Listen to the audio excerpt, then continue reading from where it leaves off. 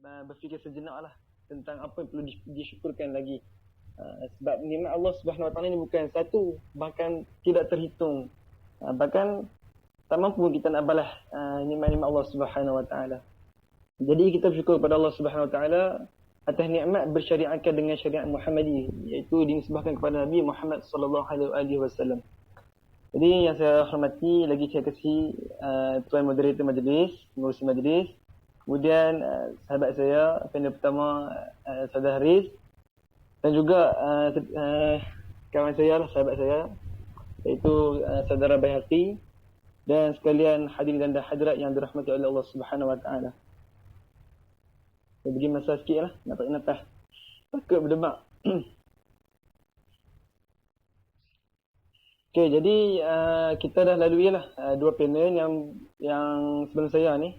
Kita dah lalui tentang perbahasan Isra dan Mi'raj ini di sudut aspek sains yang dibahaskan oleh Saudara Haris, dan juga kepentingan Isra dan Mi'raj, iaitu solat lah intipatinya dalam kehidupan kita.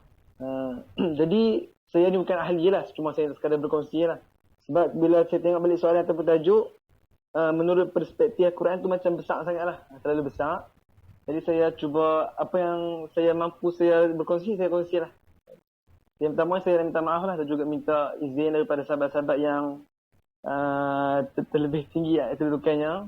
Minta untuk saya cakap sedikit lah, minta izin. Dan anda ada silap, mohon juga diperbetulkan lah.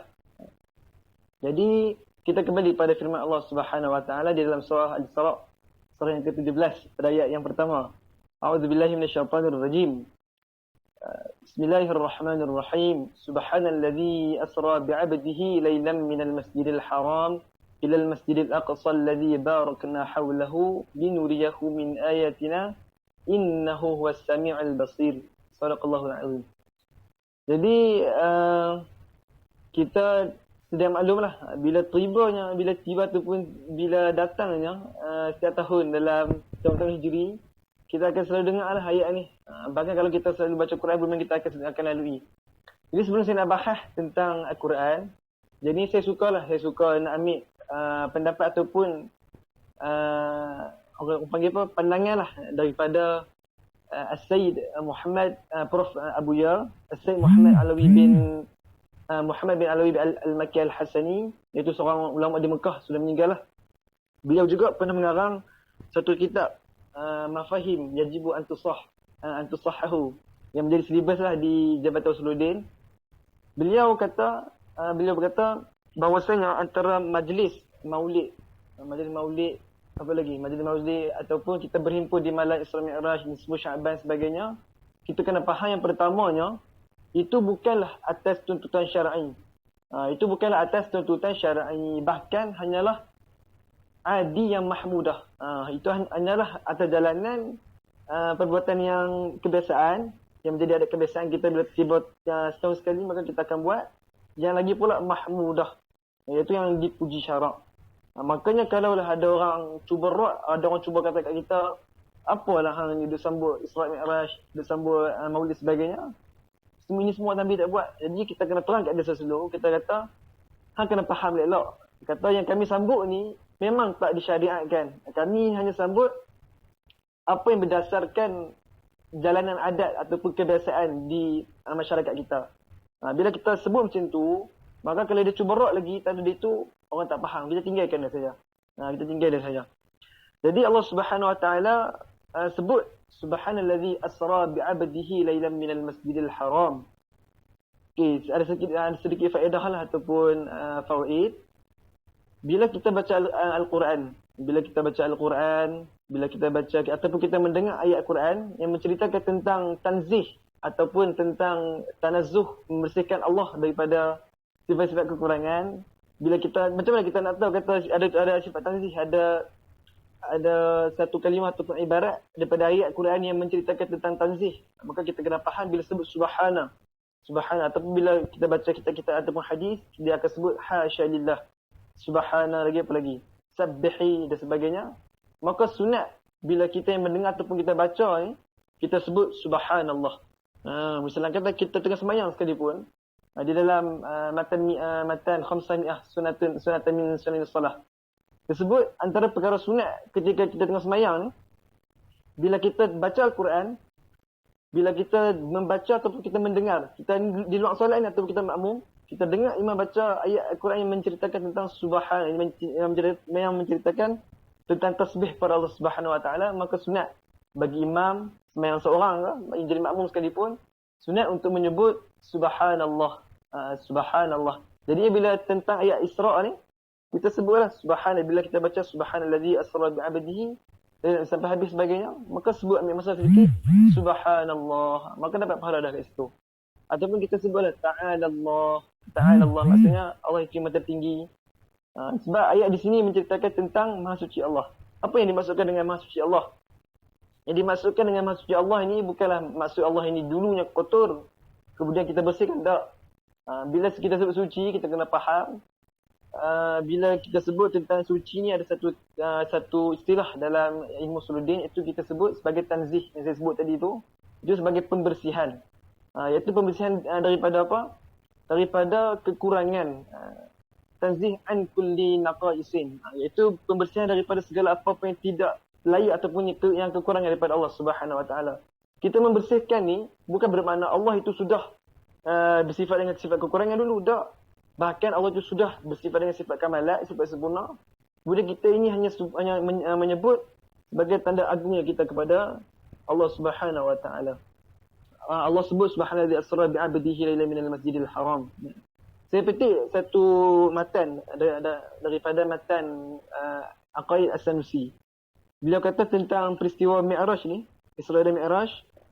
Wal mi'raju li Rasulillah alaihi salatu wassalamu fil yaqadati bi syakhsihi ila as-sama' thumma ila ma syaa Allah taala min al-ula. Peristiwa Mi'raj ni kita kena faham, ya Isra. Yang pertama kita nak bahas tentang Isra.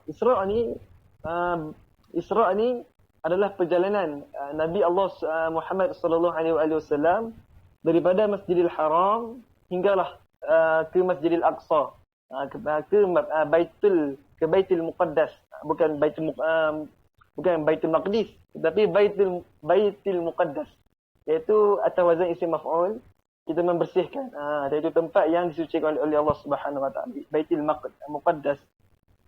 Itu Isra. Kemudiannya yang kedua adalah Mi'raj.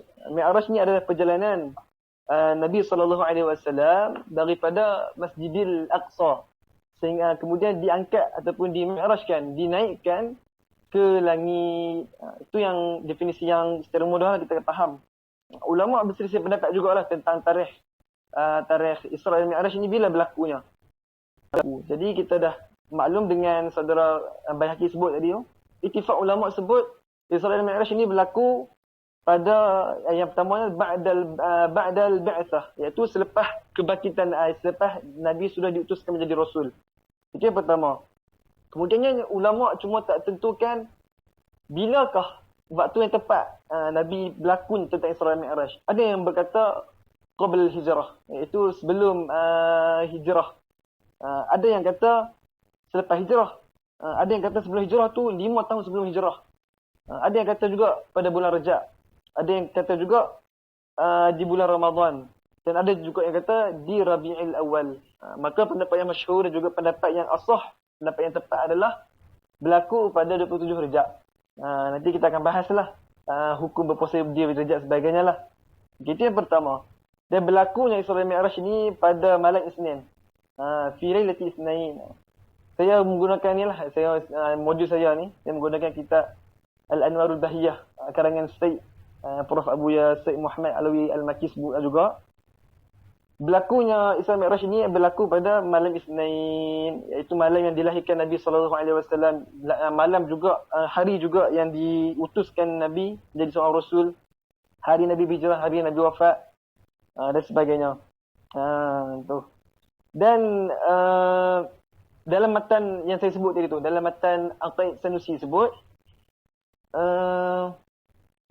disebut apa tadi? Lupa dah. Wal mi'raju Rasulullah SAW fil yaqadati bi syakhsihi. Ada sebab mengapa Imam An-Nasafi sebut bi syakhsihi. fil yaqadati. Iaitu peristiwa Isra Mi'raj ini berlaku dalam keadaan Nabi jaga. Dalam keadaan Nabi jaga. Bukan dalam keadaan Nabi tengah tidur lah. Tak. Sebab bila dalam keadaan tengah tidur ni, makna kata dalam mimpi lah. Dia tidak menjadi satu perkara yang mencari adat. Yang khariq lil adah. Yang tidak mencari adat. Jadinya bila berlaku dalam keadaan jaga, orang akan anggap benda ni pelik. Sampai ada yang murtad dan sebagainya. Maka ittifaq ataupun pendapat yang tepat adalah berlaku dalam keadaan jaga. Bukan dalam keadaan tengah tidur ataupun mimpi. Dan juga dalam matan As-Sanusi, dalam matan An-Nasafi sebut bisyakhsihi, iaitu dengan seseorang. Dengan seseorang. Dan juga bila kita perhati dalam ayat yang kita baca tadi tu, asra bi'abdihi, iaitu yang memperjalankan oleh ia Allah Subhanahu Wa Taala bi'abdihi, dengan hamba-Nya, iaitu dengan hamba Allah Subhanahu Wa Taala. Sebagai isyarat, sebagai apa? Bisyakhsi, iaitu dengan ruh dan juga jasad yang dijasadkan oleh Allah akan Nabi sallallahu alaihi wasallam. Mana kata pendapat yang mutamad juga kata ittifaq ulama sepakat kata Isra dan Mi'raj ini kana diruhi wal jasadi ma'an. Berlaku ataupun berjalan yang Nabi ini dalam keadaan jasad dan juga ruh. Jasad dan juga ruh. Tu. Wallahu ala kulli syai'in qadir. Allah Subhanahu Wa Taala itu berkuasa terhadap sesuatu. Allah ni berhak ataupun berkuasa nak buat apa-apa dah. Berkuasa tak ada masalah. Bila kita sebut Allah ni maha kuasa, maka kita fahamlah. Perkara yang mencari adat sekalipun, maka tak mustahil bagi Allah. Tu. Sebab saya selit-selit sikit lah sebelum akhir. Dia dalam ilmu akidah. Dalam ilmu akidah ni kita akan belajar lah.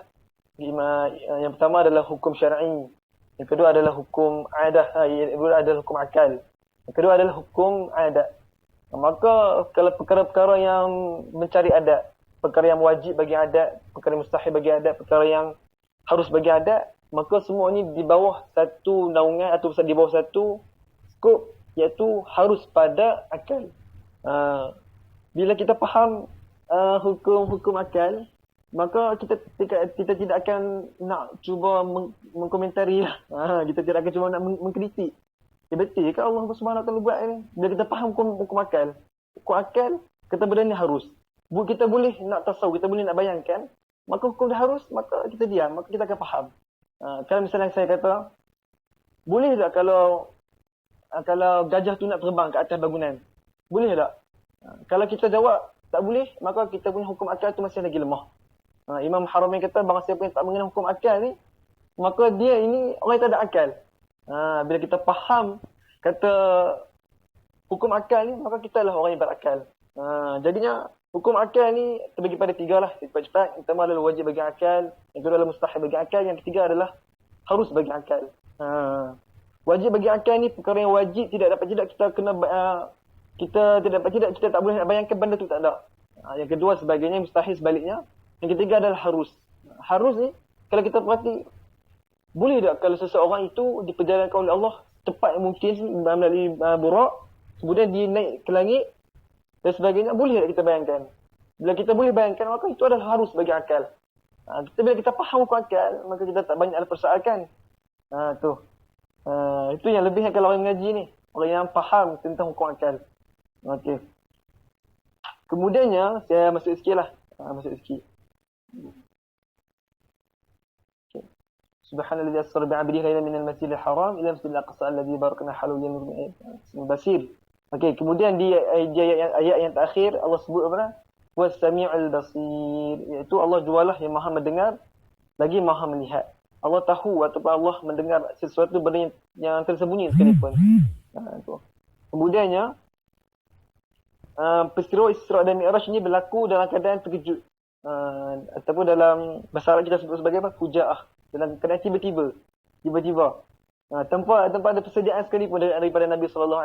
Dalam keadaan Nabi tengah sedih tentang kematian isteri dan juga ayah saudara baginda yang menakan baginda, iaitu Abu Talib dan juga Sayyidah Khadijah. Kemudian Allah Subhanahu Wa Taala menggembirakan hati Nabi SAW dengan memperjalankan Nabi SAW ni daripada Masjidil Haram ke Masjidil Aqsa hinggalah bertemu dengan Allah Subhanahu Wa Taala. tanpa ada sebarang khabar berita sekalipun. Macam Sayyidina Musa bila beliau ataupun baginda nak bermunajat, maka Allah Subhanahu Wa Taala akan bagi isyarat. Bahkan bila Nabi nak terima wahyu yang lain sekalipun, Allah akan bagi isyarat dulu. Tapi bila Isra Mi'raj ni Allah tak bagi isyarat. Allah bagi mengejut macam tu sehinggalah dijemput Nabi oleh Malaikat Jibril, kemudiannya dibawa-bawa oleh Malaikat Jibril hinggalah menuju ke Sidratil Muntaha. Kemudian yang terakhirnya, sebelum Nabi sallallahu alaihi wasallam ni nak berjalan daripada Masjidil Haram ila Masjidil Aqsa ni, ada satu peristiwa lah yang berlaku pada Nabi sallallahu alaihi wasallam, iaitu syaqqus sadri, iaitu terbelahnya dada. Terbelahnya dada Nabi sallallahu alaihi wasallam. Kemudian dibelahnya dada ni dibasuh pula dengan 3 kali air Zam-Zam. Saya sukalah tadi saudara Haris cerita macam mana apa kelebihan air Zam-Zam. Memang seronoklah bila kita faham, bila kita kaitkan syariat dan juga sains ni, jadi seronok belajar. Kemudian yang buat adalah Malaikat Jibril, dan yang menolong malaikat Jibril ni adalah Malaikat Mikail. Kemudian kita akan sambung lepas ni, insya-Allah.